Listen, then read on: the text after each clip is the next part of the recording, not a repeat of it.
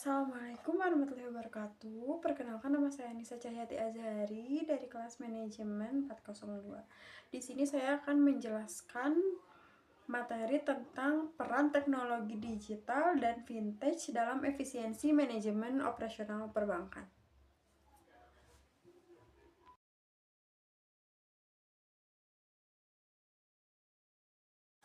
Di sini kita akan membahas tentang 5 poin. Ada daftar isi. Yang pertama ada analisis masalah, yang kedua ada fokus masalah, efisiensi operasional, yang ketiga ada penerapan konsep teori, yang keempat ada solusi, strategi, dan rekomendasi, dan yang kelima ada kesimpulan. Oke, yang pertama analisis masalah. Kondisi aktual data dan fakta. Menurut OJK, di tahun 2023, adopsi digital banking meningkat pesat. Lebih dari 21 miliar transaksi digital banking dilakukan sepanjang 2023, naik sekitar 19,7% dari tahun sebelumnya. Lalu Bank Indonesia mencatat total nilai transaksi digital banking mencapai 53.000 triliun.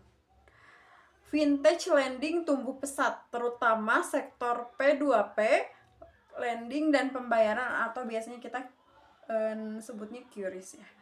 Lalu permasalahan utama di perbankan konvensional adalah biaya operasionalnya yang tinggi, SDM manual, dan proses birokrasi yang lambat. Selanjutnya ada fokus masalah. Efisiensi operasional teknologi digital dan vintage hadir sebagai solusi dengan manfaat. Dibagi menjadi 4 poin. Yang pertama adalah otomatisasi layanan, internet banking, mobile banking, AI chatbot. Lalu yang kedua sebagai efisiensi proses, buka rekening online, verifikasi KYC otomatis, dan yang ketiga adalah layanan berbasis API, mempercepat koneksi antar bank, vintage, dan ekosistem digital lain. Dan yang terakhir, masalah kritis atau ketimpangan digital antara kota besar dan daerah serta masih adanya resistensi dari nasabah usia lanjut. Yang ketiga, penerapan konsep teori. Teori relevan dari perkuliahan. Manajemen operasional bank, efisiensi, efektivitas, dan kepuasan nasabah adalah 3 pilar utama. Selanjutnya, teori teknologi finansial, ada inovasi keuangan berbasis teknologi atau vintage, bertujuan meningkatkan aksesibilitas dan efisiensi. Lalu data pendukung seperti grafik atau infografis. Bisa ditampilkan di slide di sini. Pertumbuhan nasabah digital banking di 2020 sampai 2023. Lalu penggunaan QRIS dan e-wallet dalam transaksi UMKM sudah meningkat juga.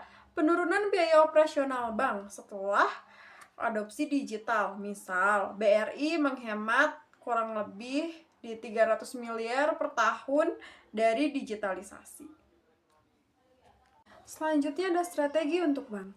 Yang pertama, bangun digital core bank system otomatis penuh atau paperless. Dan yang kedua, ada gandeng vintage sebagai mitra kolaborasi atau open banking. Yang ketiga, ada edukasi nasabah dan UMKM soal literasi digital keuangan.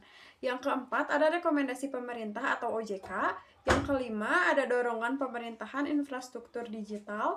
Yang keenam, ada percepatan regulasi sandbox vintage. Dan yang ketujuh, berikan insentif adopsi sistem digital untuk bank, daerah, dan syariah. Oke, slide terakhir ada kesimpulan. Kesimpulannya adalah teknologi digital dan vintage bukan hanya alat, tapi kunci transformasi sistematik dalam manajemen operasional perbankan.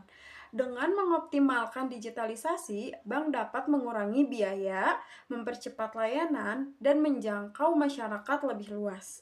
Kolaborasi antar bank, vintage, dan regulator menjadi pondasi penting dalam membangun masa depan industri keuangan yang efisien, inklusif, dan berkelanjutan.